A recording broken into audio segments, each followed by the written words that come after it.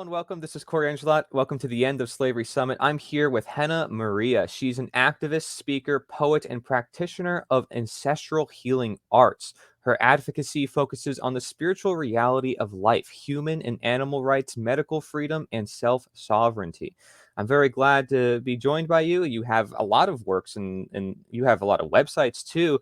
dawnofpeace.org, hennamaria.community, and policeforfreedom.org. I definitely want to talk about those projects. Could you kind of fill us in what we're going to be talking about today? Spiritual contracts that enslave us, why that's important, and how does this relate to a lot of the work you've been doing? Yes, thank you, Corey, for having me on. And thanks to everyone who's tuning in. So I wanted to take this topic to the forefront because I genuinely believe that our activism cannot bear fruit unless there's an inner alignment, on a core level. So we have a lot of information available. We have a lot of ideas on what to do with the information. But if we don't have the fundamental resonance of freedom on a soul level, um, I believe we actually start creating a lot of conflict and a lot of confusion with our activism. So this is why I believe there's a lot of discrepancy in what we want to create and what we actually meet when we're on the streets. And so my work, having been a part of several different movements, I've been an activist for 16 years, was to find what is like the underlying most important root cause for our suffering. And of course, it's slavery, but I would say it's spiritual slavery. So that's at the core of everything. And so even though I have, actions and causes that are focusing on the mundane and on the 3D, so to say, I always do my best to bring it down to values and spirituality so that there can be that inner alignment. Okay, so let's start there. What does it mean to say spirituality? Because a lot of people might get different views of that. Like, is it meditating? Is it, deep breathing? Is it having a certain practice in particular? What Yeah. constitutes spirituality and why is that important? I see spirituality is a dimension of our being that encompasses things like truth, morality, freedom, love. So the invisible, unseen world that we are experiencing. And I see that without understanding the natural law, which is at the core of knowledge, of course, we are stuck in a victim mentality and we are stuck in the effect, not seeing what is actually the underlying cause of everything.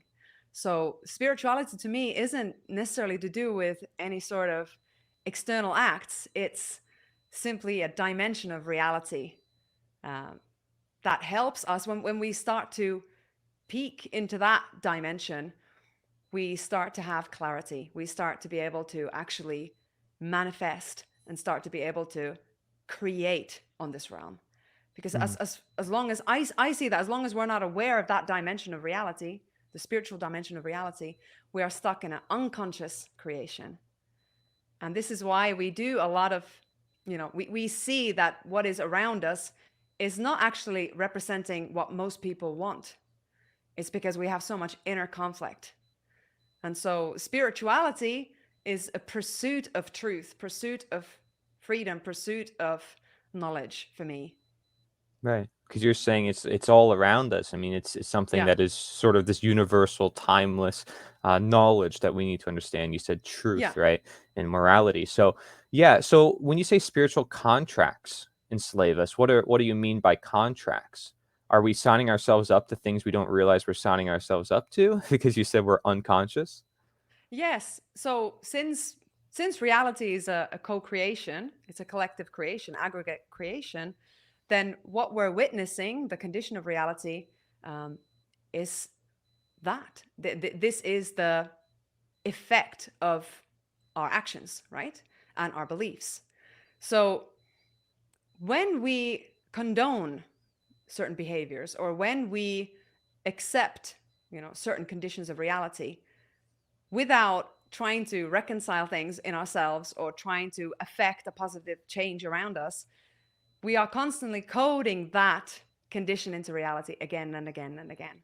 So I see this in everything, first and foremost, um, is our communication. Okay, so every time we speak, it's like we are offering a contract. And what I mean by that is, how do we communicate? Okay, are we exaggerating? Are we telling half truths? Well, there isn't really such a thing as half truths. It's truth or lie. So are we Right. speaking the truth? And what I mean by that, it doesn't have to be something mystical and something grandiose, but am I actually being sincere? Am I being authentic? If I'm not, basically, what I'm coding in the reality, what message I'm sending in reality is that this is okay. It's okay to not be authentic. It's okay not to tell the truth. And therefore, this is what I will receive in return as well. This is the age old, you know, gem of wisdom. Don't do unto others what you don't want to be done to you, or vice versa. Do unto others what you want to be done to you. So if we are seeking authentic relationships, connection, trust, confidence amongst each other, but we don't write that in the terms and conditions of our own communication, we will never get it. Hmm. So that's the contract. If I set a standard in my communication that I'm going to be even vulnerable if it comes down to it, and I can admit things that I may be ashamed of because I honor truth so much, and I want that to be a fundamental value in my relationships and my connections, then that is what will inspire others to feel a permission to do the same. So if I have this commitment to authentic communication, then I will begin to attract that around me. And even if, let's say, someone isn't used to that, in that presence, they will feel this is allowed, and that I won't be judged for this because, the soul opposite me is holding space for that because Hmm. they've come to terms with how much it means. So it's the price that we give to our integrity, how much it means to us. And if we don't value that a lot, then that is the coding again that we are giving into this reality. And then that is the feedback that we will get in return. And this is why we live in the era of post-truth, because we've come to accept that collectively, Hmm. that you don't need to speak the truth. And so what we're seeing is constant lies all around us. So we're sort of giving way to evil through this contract, like through essentially our consent. Yes. And we're somewhat unconscious of it too. So it's sort of like, you know, the slave on the plantation who doesn't know that there could be freedom, or they're convinced that they should be a slave. And so they're dishonest to their reality, that the fact that they're free, or the slave master is dishonest to the fact that the slave could be free, Mm-hmm. and is dishonest to the slave, saying, you are meant to be a slave. Like, there is dishonesty there. Is that sort of what enslaves us? So the opposite side of that would be the spiritual contract that frees us. So realizing and being honest, and then saying, no, actually, you are free by nature because you were never in chains. You never born out of the womb with chains on you. Like, you're not born out of Yeah. the womb with this contract bound to you, written by man, right? It's given to you by God, or by what we mentioned before, natural law, right? So it's Yeah. different. Yeah. That's a kind of a, let's say, an extreme example of that. But yes, it's true. And it also would be like the situation of the slave. Are they willing to recognize their condition of slavery? Are they willing to listen? Because I would claim that the slave, even if he'd never seen anything else, would feel inside him some sort of restriction, some sort of contraction, Hmm. feeling that this isn't all there is to me. I I see. believe, that there is this push, because how come then us who've been born into slavery and been born into the zoo have still that yearning to step out? So Right. I believe it is like a flame that is ever alive and is roaring. It's just that, are we allowing ourselves to listen to that? Are we allowing ourselves to receive the communication of nature, which is the ultimate expression of truth? So it's not that we are alone here. We're constantly receiving signals from everything around us, whether it's the trees, the elements, the angels. So we're part of this interconnected web of life. And the fact that we have accepted our own slavery I'm sure that there is more and more impulses coming from nature to try and expose that to us.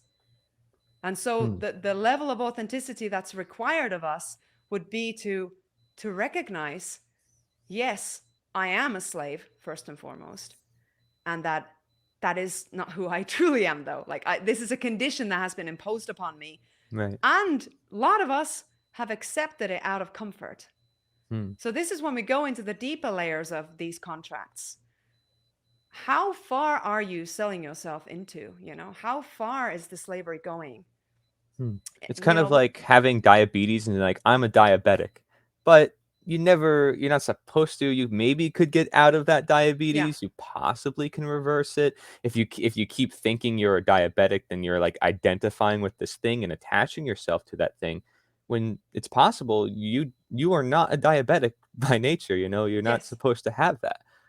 exactly. Recognizing who are you and who you are not.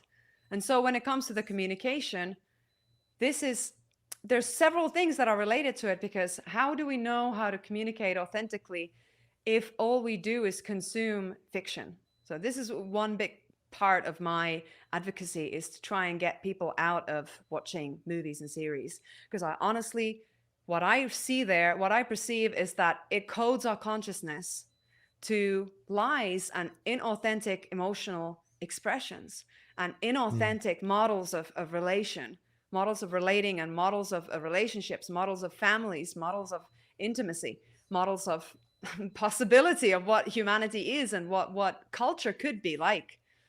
Culture Yeah. being basically, how do you grow a human being, cultivating a soul. So if we consume this poisonous fiction day in and day out, then it tunes our consciousness to that level where we actually start to have a lot of difficulty recognizing our own true inner voice and our Mm. own true expressions, because we're mirroring that which we take in. It's like the mind is an echo chamber. So if you're constantly feeding some sort of, characters and fictitious life stories and chains of events that make no sense, that actually don't mirror natural law, don't mirror true cause and effect. Like, the bad guy is always the hero, oftentimes, you know? So then that starts to cloud your judgment or your discernment.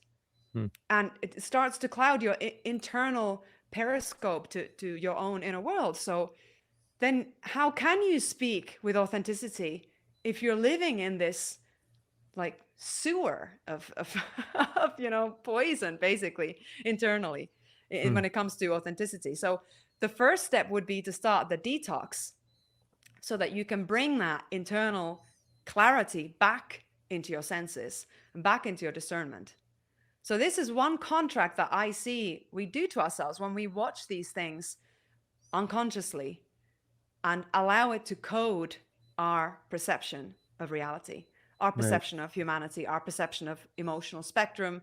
There's all these prejudices we have. Oh, women are emotional, or like, there's so much judgment on authentic expression of pain, Yeah. and which I see is actually crucial for us to grow.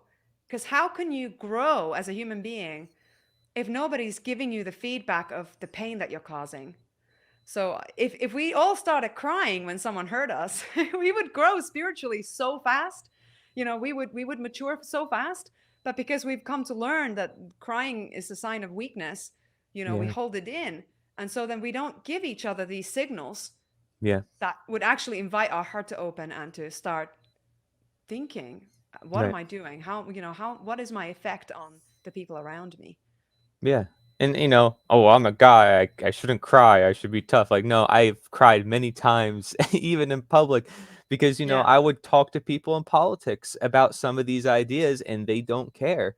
And so I would end up crying because some of them would go to the extent of just totally ignoring me, or Yeah. saying like, "Well, if you don't like what we're saying, then leave," or go to someone like, they just, where is the empathy? Where's the humankind? So Where's dehumanized our state Yeah. of And when you like our talk culture. about movies, and you said, like, if you're unconscious of consuming it, sort of like Hmm. take eating a food and being unconscious of what it's doing to you.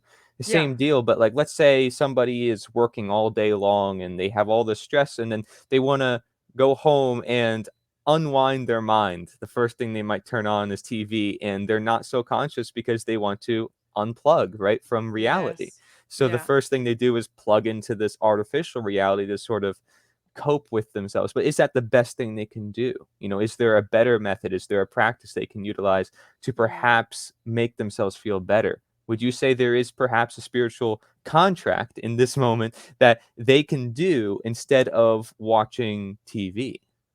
Yeah. Well, in that moment, what they're doing is they're basically saying it's okay for people to take advantage of me when I'm in a weak state, because you're putting this program on and you're going into a state of rest, and so your level of consciousness is more receptive now. You're more in a hypnotic state when you're tired, and then when the brainwashing and the programming starts to enter, and you're okay with that, again, that's another contract that you're creating for yourself, that it's okay for people to take advantage of me and install hostile belief systems and spiritual poisons into my mind uh, when I'm weak.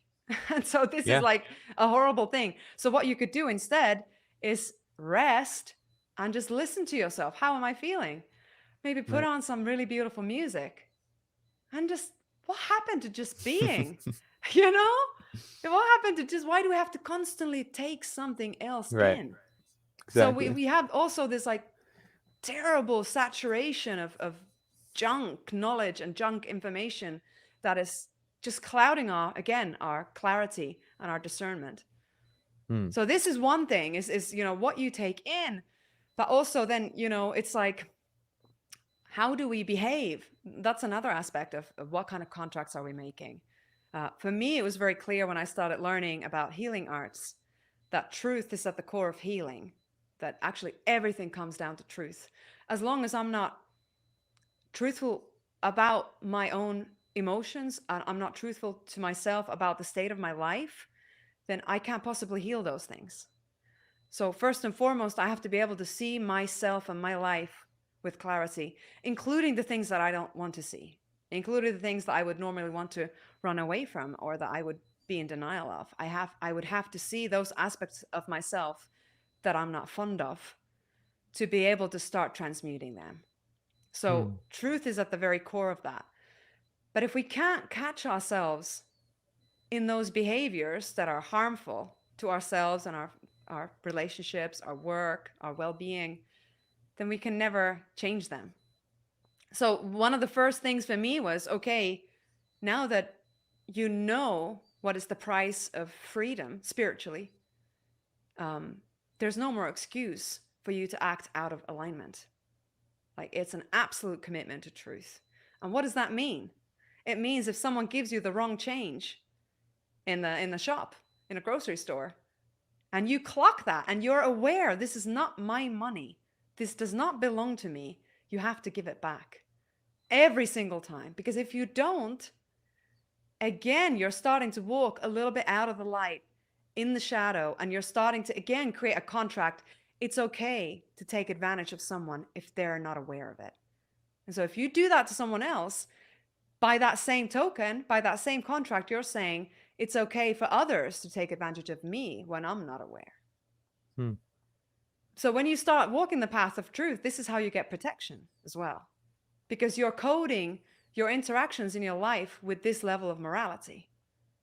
Whereas if you don't do that, you're constantly attracting that, people wanting to take advantage of you because you're doing that to others. Even if it's the tiniest thing, still, it's like you have to know what belongs to you, what doesn't belong to you, Hmm. which And is that's of course at the interesting. core of natural law, right? Is property rights. Yeah. Well, it's interesting you mentioned that, like how you can find security out of understanding that morality. Because, you also mentioned that truth is the prerequisite for freedom.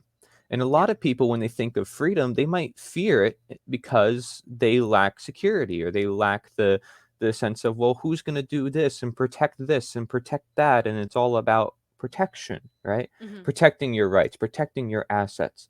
Well, Yeah.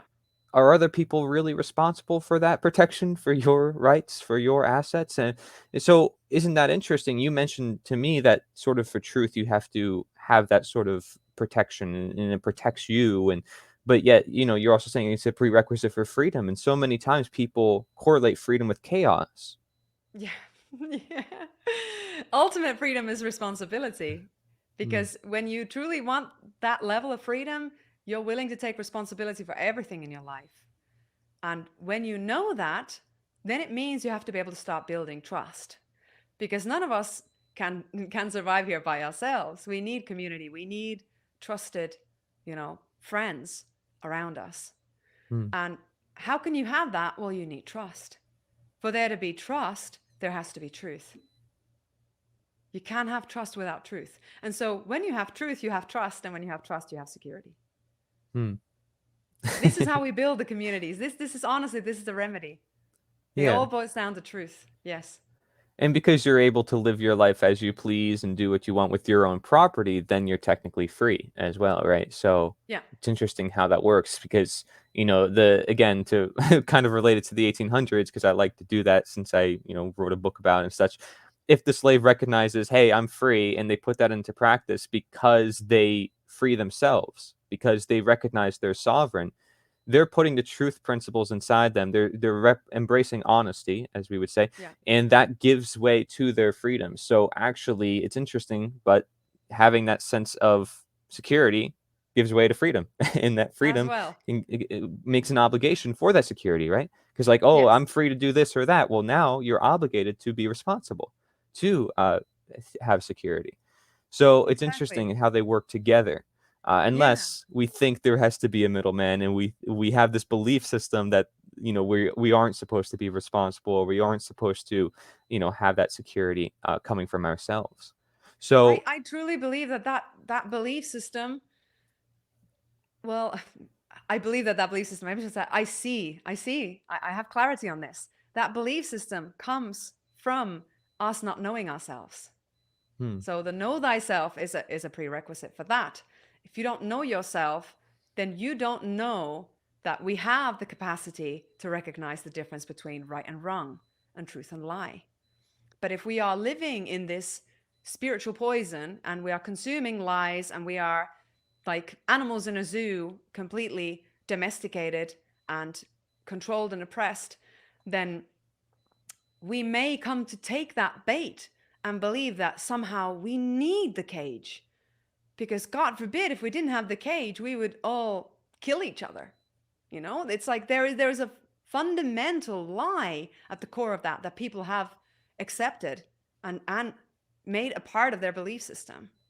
That this is, we need the government, we need these systems of hierarchy, because if they weren't there, we would all destroy each other. We would steal each other's property. No work would ever get done, which is the opposite. Because if you look at any kind of, let's say, village out there in the countryside and something needs to be done, you will have someone in the community who will volunteer. Hey, well, I got the digger driver. John there, do you want to come and help me out? Yeah, okay. Well, Lisa, can you make food for us while we're doing this? And yeah, okay, I'll do this. So it's a very self-organizing principle that we have. If you remove that control, we are capable of just recognizing what needs to be done, solving problems. And when there is that trust and fundamental respect for each other, then we won't take advantage of each other and we will want to just do the right thing. hmm, And we'll all step up. I mean, I see all the time. And I always, when I think of, oh, okay, what would the free, harmonious community look like? You go to a public park or a beach, and most of the time there's no agents of authority anywhere to be seen, and yet there are people from all ages, all demographics, all ethnicities, you know, and they are coexisting and they're doing different things. Okay, these guys, they have the freedom of association, of course. So they are wanting to be together because they're friends. And nobody's feeling discriminated or left out. They have their own thing that they're doing. So maybe they're playing volleyball, these guys are building sandcastles. Well, this person here is praying. That one is swimming. And nobody's, sticking their nose in anyone else's business. I honestly think if you just give yourself a chance to experience that, that's freedom. Just next right. time you're on a beach or a park, look around and see, do we really need some sort of armed men patrolling us? Or can we handle this? Do we got Right. this? Right. And we do. you Yeah, know? and even looking at neighborhoods too. Sometimes like you can just look around and it's like people are doing their thing, like you said, they're minding their own business. They already know what boundaries are. I mean, and Yeah. they have that instinctually. And at this point, most people recognize that chattel slavery of the 1800s is wrong, right? Like, how did we get there? Through an Yeah. evolution in morality. But like now, no one's not even going to try it because everybody knows it's wrong. No one's going to even attempt. Yeah. It's Yeah. like it's like we've gotten to the point where it used to be common practice everywhere, and now literally no one will do it ever, and no one's telling like there's not some people always patrolling saying you can't do that. Everybody Yeah. just knows that it's not to do that they shouldn't do it. Right? So Yes. Yes. that's that's amazing. So I want to go a little bit into the action that you think is required to sort of do that. But before we do that, if you don't mind, what about your personal experience with this belief system we're talking about, statism, Mhm. this belief in authority? How long were you a statist? Because, I was in this mindset too myself for a while. And how did you get out of that? Yeah. Well, wow, an eagle just flew by. That's pretty, that's an incredible symbol. Wow, symbol of freedom. It happened when I moved to the Amazon rainforest. And so 2014 was my first time in Peru. Um, I would say 2011, I started feeling more and more dysfunctional in a regular society. And I was in university. I was studying multinational communications or multicultural communications and translation sciences. And I was studying to become a simultaneous interpreter. And so in my master's course, part of it was to already start the work. So I actually worked for the Finnish Defense Forces and the UN as an interpreter. And in that experience, I started feeling the cage like more and more. And I didn't have freedom of speech because as an interpreter, you have to just relay messages back and forth. You're not allowed to put any input from your beliefs, from your values. And sometimes that would mean that you are interpreting things that you're morally completely against. So I said, okay, I'm out of this. It started really rubbing me. So I quit the academia. I didn't finish my degree and I just said, screw this. There has to be something more to life. So then I moved. I moved to London, started studying theater because I felt there's something there in the arts that has taken me closer to the soul expression of a human being. Something I was very drawn by, that expression when people are actually, you know, communicating with emotion, even if that would be false emotion. But still, that was drawing me outside of this machine-like sterile environment to something alive. And then through the arts, I was taken to many different paths, but I ended up in the healing arts. And so I met my husband. He was in the music industry and he was already drawn to learn the ancestral healing arts. We went to Peru together, and then I sat with ayahuasca, which I'm sure many of the listeners are aware of, is an extremely powerful entheogenic ancient medicine from the rainforest. And so not only did this medicine blew my world apart, but the people and the society, you know, if you can call that a society, these communities in the jungle and their value systems. And I felt like for the first time in my life, I met true human beings, Hmm. free beings. And what they were telling me and the way they were communicating and just their presence alone, it was like something started to be tuned in my consciousness. And I started to understand how controlled our existence is in the West. And I Hmm. started to see the mental prisons and what I had to purge out of my consciousness and all the imprints. So the first ceremony I ever had, actually, I saw all the what I now would name black magic of the West imprinted on my consciousness. I saw all the brand names. I saw so many like clips from horror films and violent scenes from movies and pornography and alcohol and drugs and neon lights and all this like carnival of hell basically imprinted into my mind. And I was like, oh my God, is this what's in me? Is this what is inside my mind? And then through these ceremonies, you know, starting to really clear your vision, your memory, your consciousness, starting to experience what it feels like when your mind is your ally. I grew up thinking that my mind is an enemy and that that's central, like that is the fundamental nature of your mind, that your mind is always nagging, is always worried, is always anxious, that you never feel peace. I thought that's just the human mind. And this is why I thought, well, with meditation, you try and get out of the mind, you try and silence the mind. Well, with all that junk there, you can't do that. But when you have these incredible plants that are installed in this creation for the purpose of cleaning ourselves, like purifying ourselves spiritually and energetically, you begin to see, wow, this is what an indigenous man's or woman's mind is like. Wow, this is the level of clarity I can have. This is the level of vision I can have and memory. So I started experiencing what is freedom mentally.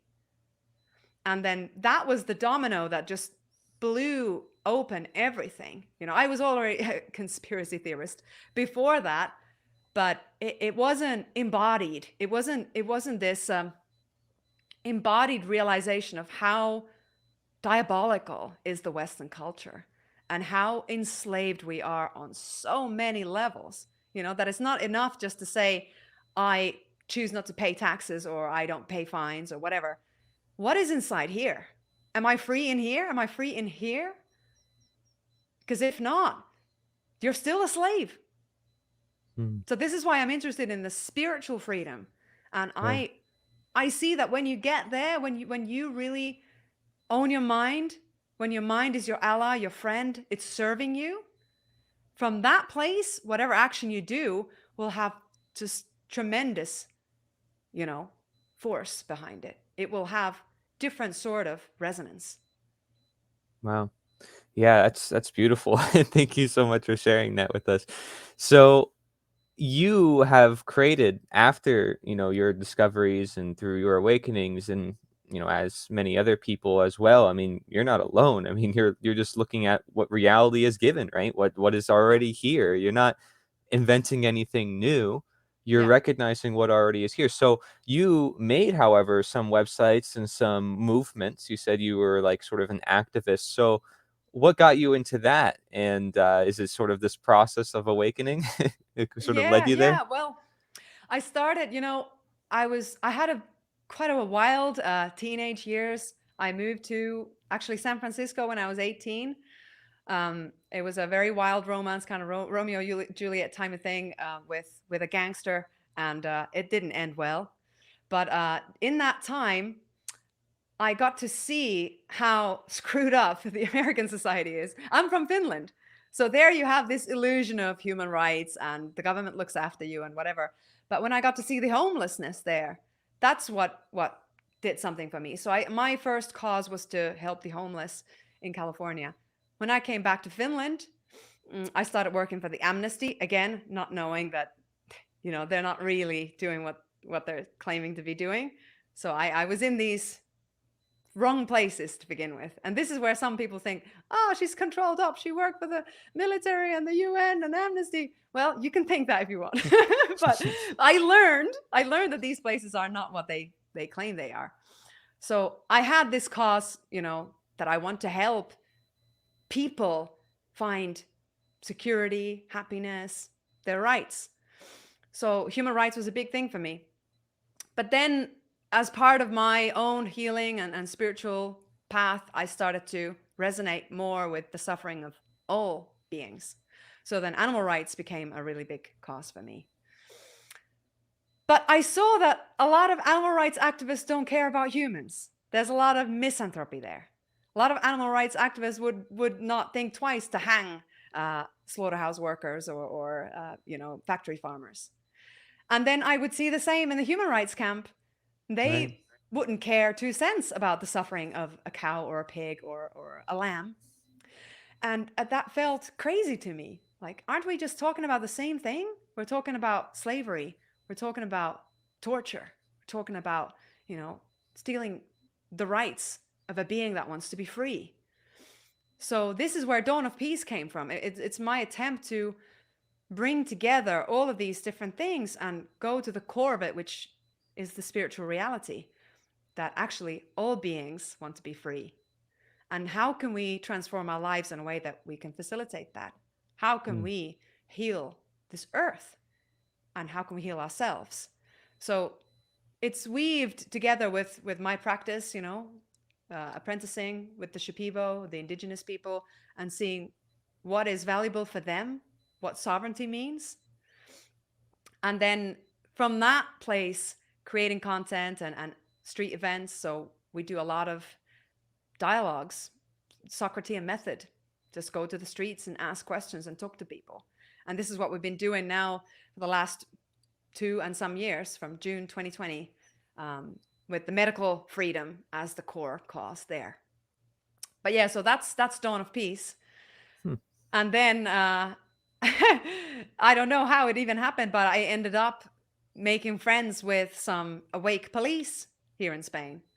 And that was another thing where I saw that here's a polarity. So I see that I'm kind of a bridge builder in a way, coming from the West, going to the Amazon, and then trying to bring these two cultures together, the human rights camp, the animal rights camp, trying to bring these together. Well, then as an anarchist, seeing how much hatred there is of the police and trying to humanize that. Like, look, we, the police, and us have a common enemy. Right. The police are not the enemy. So again, is there a way that we can rebuild this connection and help the police to wake up to what they've been made to be, what organization, what institution that they are a pawn of, Right. so that together we can take a stand against the true slave masters, the true enemy. So that happened. And then I've been coordinating this group of police who are really moral, truly wanting to do the right thing, but stuck inside this box that is preventing their voice to be heard because we love to hate cops. So that's been my cause, is to, as an activist, to advocate for nonviolent communication with the police and doing outreach to them, Yeah. and try, to humanize that image and go see beyond that uniform. Beautiful. I mean, it's just incredible because it's something that I've been doing too a lot, and I noticed the same things that you noticed, where it's like there's these people on one end and there's people on another end, and they're sort of like brought against each other, right? That's how they want Yes. it. It's easy. Yes. It's divide and conquer. But when you look at it, a lot of people at the end of the day have like similar intentions or they have Yes. similar goals. And I see this across, when I went to political parties, I told you I would get, shunned down sometimes, but there would be one or two individuals who did have empathy, who did care about me. And through my connections and meeting them, they learned more. I learned more. I was able to make connections and bring the right people together. And I've been Yeah. doing that. And I've been meeting with organizations that so many people in our community may be like, oh, well, I wouldn't want to get involved with them. I wouldn't want to, even try. But I've Yeah. tried it, because it's like watching a TV, like we said before, and being conscious rather than unconscious. We can see all the symbols. We can see what's being put in front of our faces. So Yeah. we're not really being manipulated as much. Mhm. But Yeah. if we're unconscious of that and just taking it in, then yeah, of course, we're probably going to, take some messages and stuff that we probably don't want. We're not aware of it. So in the case of this, it's like I'm going in with an intention, not necessarily with an agenda, but with an open mind. And I would hope for them to have an open mind.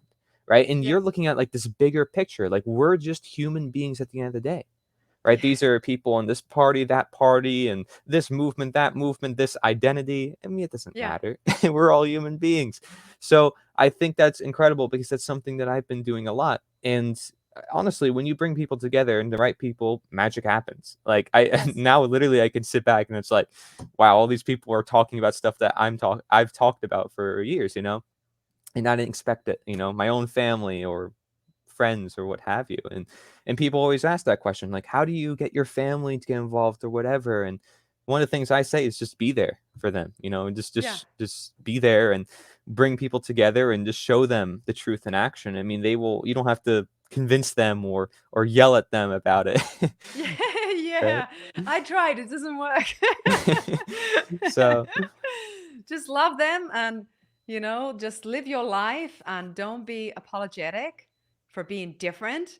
mm, And just that presence, that liberated, you know, seeking for your mission and expressing your values, that's inspiring. And that's a contract. So when we're doing that, we're saying to life, this is what's giving me happiness. And so then that coding is there for others to discover as well. Okay, so if I allow myself to be authentic, if I trust myself, if I seek those things that truly call me in life, how that's attainable for me as well. So rather than being envious of others, it's an inspiration. When you see others truly expressing their purpose in life, that's the most inspiring thing. And so Yeah. when there's people who have disagreements with you, the worst thing is to take yourself away from that, because your sphere of influence will then be removed and they won't get the chance to, yeah, just bask in that inspiration. And we Hmm. all do it to each other. It's not like, oh, my job is to inspire everyone. No, I'm inspired constantly by the people that I'm with, Hmm. including those that I may see that they don't even share the same, causes as myself, Right. but they all have something to teach. And this is something the natives, the indigenous, hold very dear in their worldview, is that everyone's a teacher. And Mm. that fundamental respect is what I see is lacking a lot, unfortunately, in our modern culture. It's that we don't give people the opportunity to show themselves. We're so quick to judge, based on X, Y, and Z and superficial things.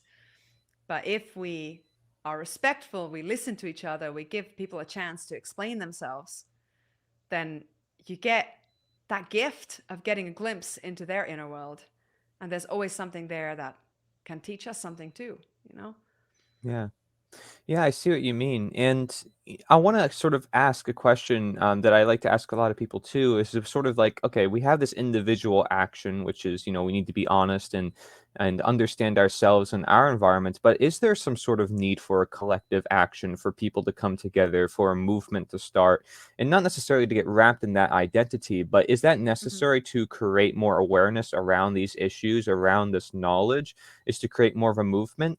And is independent media really doing everything that they should be doing? Do you think there's more that they should be doing? Because, you're saying like, hey, don't be afraid if you need to express yourself. There's a lot of people in independent media who may just be consumers, following the news, following what's going on, and not putting out the content themselves. Yeah. And, what action are they taking? The question is to you, like, how do you feel about independent media and collective action? Yeah. Collective action, I would say the priority would be for us to have that circle of trust in our lives. That would be where I would start, you know? Yeah. So thinking small, because then you can have the trust, then you can start building security for your personal life. And when you have your own home base covered, then you can start having energy available, focus available to invest into bigger causes. So if you're still trapped, in a city that you hate, in a job that you hate, in relationships that don't feed you, then start there. Start first creating a life. We are creators. That's a fundamental nature of a human being as an animal. We are creator beings, and life is the biggest creation we can have. Hmm. So how do you create your life? Well, how do you create your everyday life? You start from your day and slowly shifting whatever you're doing to better be in alignment with your values. So that would be my number one priority. And then when you do that, you start attracting and finding people with similar value systems and similar priorities, similar interests. And then together, you can start creating something to be in service for people. Because if you're alone, you can very easily end up being burnt out and getting even desperate. One of my good friends, unfortunately, I witnessed him giving his entire life to activism and ended up killing himself because he had no space to receive. He was just giving, giving, giving, giving in his entire life, and he ended up burning out from that. So I would Hmm. say number one is to create a life where you feel supported and your activism is respected and valued. So find those people in your life. And then together you can start co-creating things. And what I mean by that is, whatever it is that is your passion, if it's your passion to teach people how to grow their own food, then you can start doing that, you know? Start with yourself, grow your own food, and then maybe you can start doing workshops. You can maybe even open up some sort of community garden and start having other people practicing how to do that as well. Or let's say you have a passion uh, to teach natural law. Well, why don't you start your own course or workshops or webinars or even meetings, physical meetings where you invite people and you stream documentaries and you have conversations or book clubs. There's just so many different things that people can do. But I think if we start from looking at our own immediate circle of people and our own personal lives, that's the most holistic, the most supportive way that we can create change. Right. And when you have that foundation, then yes, start, if you feel called to put on some sort of, greater influence and start pushing internationally, then good, you have your support network and you've already figured out your own kind of personal priorities and your own freedom. So start there, I would say. And when it comes to the media, yeah, a lot of us consume a lot, but no, don't necessarily put that much information out there. And that can create a kind of sense of paralysis. Again, this information saturation. So Mm. my remedy for that would be maybe try and just start talking to people before even making any content or creating media, but just try and talk to people and Right. see how that works for you. Maybe you say a couple of things to someone in a shop or, in a local post office, or see how it feels to start expressing yourself. And then that confidence that starts to build when you feel that, wait a minute, actually human beings are not as scary as I thought. And that in real life, they're nowhere near as prejudiced and, I don't know, arsy as they are online. Then you start having a lot more faith in humanity as well. This has happened to me. And this is why I love street activism. If I had to choose one method over the other, I would say actual outreach on the streets, I prefer Yeah. to online activism. Me Yeah. too. Yeah. Really good tips, honestly, for a lot of people. Recently, I put out a video with like a bunch of resources for people, flyers and brochures and business Yeah. cards and all this stuff, but it still relies on the individual, right? And what they want to do. And they got to figure out what kind of works for them and Yeah. experiment a bit. So I appreciate those tips because they're very, it's like, hey, you got to do something, you got to try something and sort of figure it out. And so, I want to go back to this like image that you provided for the audience because I think this is a really important image. Just to sort of sum up a lot of what we've talked about, right? And Yeah. talking about honesty and integrity, because this is at the core to things. Like you said, sort of like that mental state that you had was what Mm. led to everything else. And I Yeah. think what we're talking about when it comes to truth and morality, these and freedom, and a lot of writers of the past said, hey, this is a mental state. Freedom is Yeah. a mental state. And so let's talk about this. It says it's not about the safety of our vessels, it's about the integrity of our souls, Mm. right? So when you say souls, what do you mean by that? Yeah. The core reality of your being, who Mhm. you are, that presence. We all at the core of, if you're asked to feel into how are you, how you feeling, there is something that speaks back to you. And I would say the voice of the soul is also the voice of conscience. When you're about to do a thing that maybe is not in alignment with your highest self, with your soul, you feel that message. Or you may get an encouragement. Go, say something. Now's your opportunity. Do it. Or even pick up the umbrella. It's going to rain today. When we get those very subtle inner guidance messages coming through, that's your higher self. That's your soul. That's your, true being. I would have to agree with that because there was a time where I wasn't producing content for months Yeah. on end, and that may not seem like a big deal to a lot of people, but for me, it was. I felt it, and I was like, Yeah. "Where is this feeling coming from?" It's not from. It didn't feel like it was from my conscience. It felt even deeper. It felt like a feeling. I was like, "This is something really strange," right? And Yeah. I was at conflict with myself because things were going on in my life, and there were things preventing me, and I was like, "Wait." This just doesn't seem right. So Yeah. I identified it as a soul as well, and whatever Hmm. people want to perceive of it, I think as long as they understand what you're trying to represent here, it's like this is Yeah. it being integral to yourself, right? We can even just Yes. say the Yourself. self, Yes, exactly. the self, right? Or Yourself. yeah, The most like purest, most crystallized, beautiful core self that you right. are. that you know you are. And that's Mhm. why we get things like shame and guilt, because we know we've gone against that. Right. Because we deep inside, we do know who we are, and we do know our value, and we do know that we're worthy of love and respect. That's what a lot of these so-called negative emotions are about, is a communication when something's broken a boundary, when something isn't in alignment with our soul. Mm. Yeah. And, I just noticed for your logo as well, you mentioned an eagle before, right? Flew by. You have a d Yeah. is that a dove for your That's a logo? dove, yeah, dove of To peace. represent, like, peace, yeah, okay. Yes, yeah. Do you know a Not lot about peace in the birds? lame kind of a hippie way, you know, Yeah. but peace in a way of total liberation, Mm, because it comes after. You right. know, it's a gift that you get when you're free. You get peace. Well, I like these questions that you ask. You say, "How do you act when nobody is watching? Do you take what does not belong to you? Do you speak the truth to yourself and others? And where do you set your boundaries?" Hmm.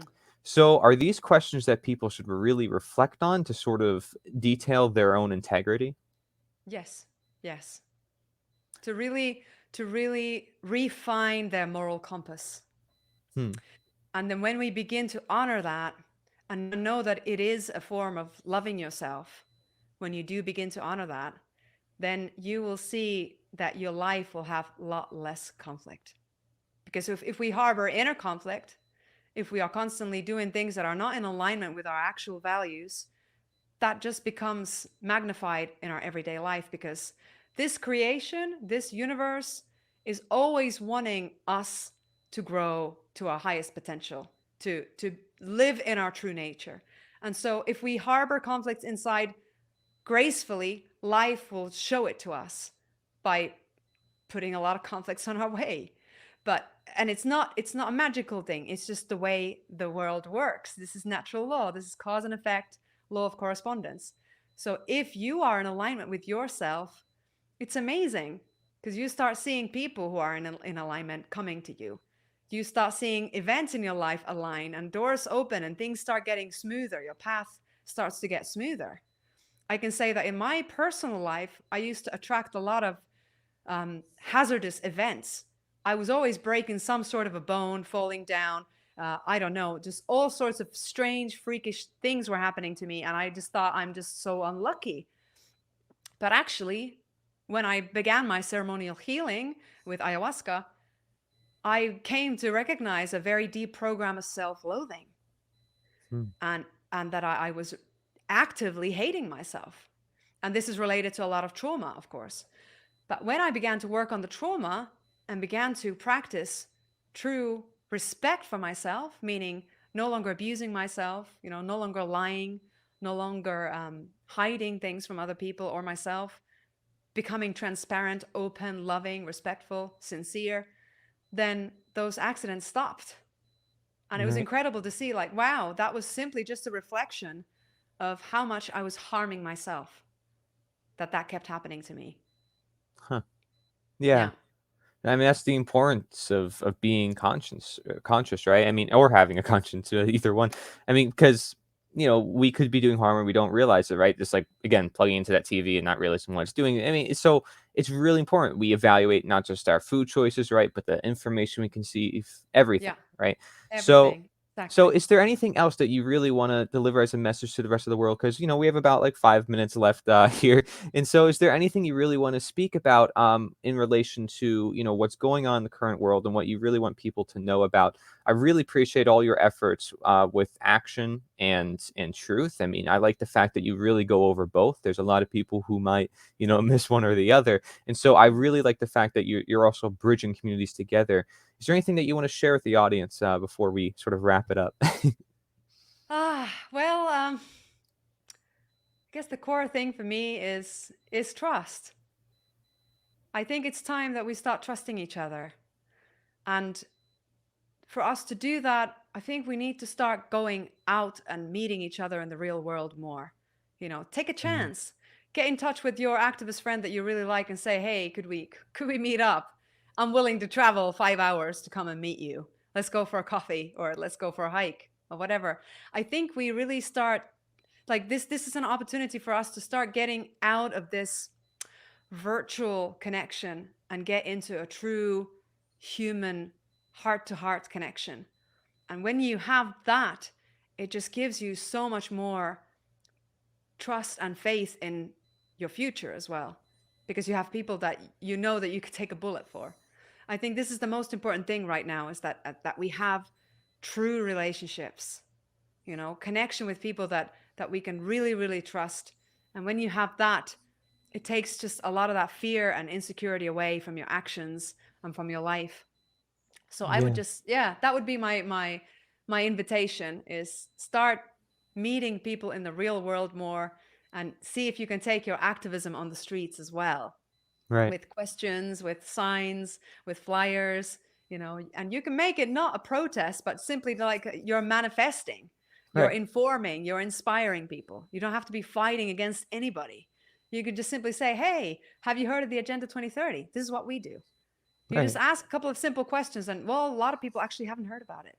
So this Mm. is a really fruitful ground now to share information, to help people equip themselves to respond better to what's coming, Yeah. and prepare themselves. And people will come to you, right? The right people will come to you according to the information if they really are interested. Like I said to you, I Yes. mean, I found people and then I brought them over there and then I brought these other people from over here and now everybody's together and everybody sort of shares this common goal of like, yeah, we realize we understand the root cause of the problem and we understand what needs to be done. There's a lot of Yes. people who may not want to, but that's okay. Yeah.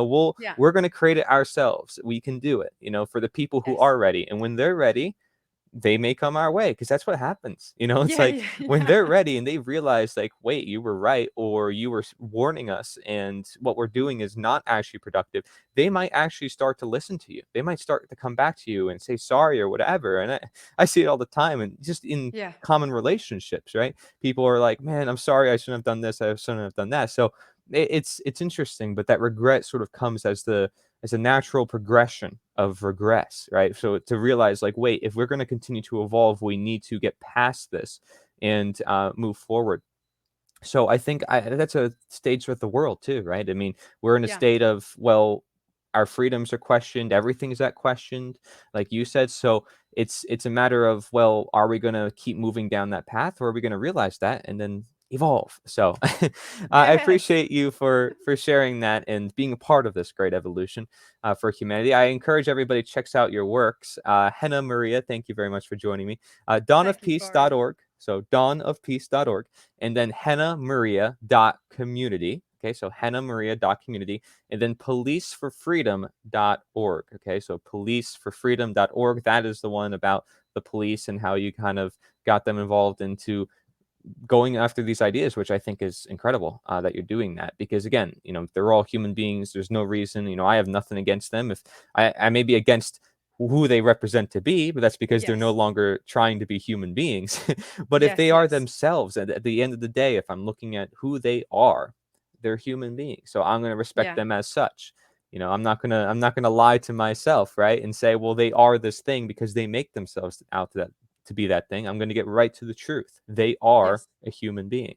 Exactly. And I've got an exciting project. I'm coordinating a group of natural law teachers and advisors inside Police for Freedom, so that we can start creating content that would enlighten both activists and police on our natural rights, and how do we actually better defend our rights according to that. So Beautiful. that's the core quest for me, is to help bring the truth of how even the justice system is a complete fraud. It's an injustice system, and how the joinder happens when you communicate with the police. How do you protect your rights as you speak? Because there's a saying that the pen is mightier than the sword, but the word is mightier than the pen. So if we Hmm. can learn how to speak with consciousness and with respect, even to those people who are unfortunately been made as pawns of tyranny, that engagement there can facilitate perhaps the awakening and, embodiment of true humanity in the other. So if, Yeah. if we have that faith in us, that we approach people with this intention, that maybe we can, show them that there's another way, it becomes possible. If we never do that, it's not going to ever be possible. Right. So I think we're going to need a lot more bridge builders like you and I, Corey, out Yeah. there to see where's the polarity, where's the division, and go there in the middle and say, okay, guys, come and Yeah. talk. Let's talk. I even interviewed, right, for the summit. I interviewed somebody who was an ex-police, like for over 30 years. I mean, he did everything, martial arts and all this stuff. And I Yeah. mean, he's a great guy. His name is Daniel Arnold. I recommend people checking it out. But yeah, it's amazing to bring these people together just for this event. And I thank you for joining this event. And I encourage anybody else to check out all the other speakers as well. Thank you very much, Henna, for joining me for this event. I appreciate it. Thank you, Corey. I really loved the chat with you. Thank you, everybody, for watching. This is the End of Slavery Summit. I'm Cor Angelat. Again, check out Henna Maria and her works. Thank you very much for watching. Take care.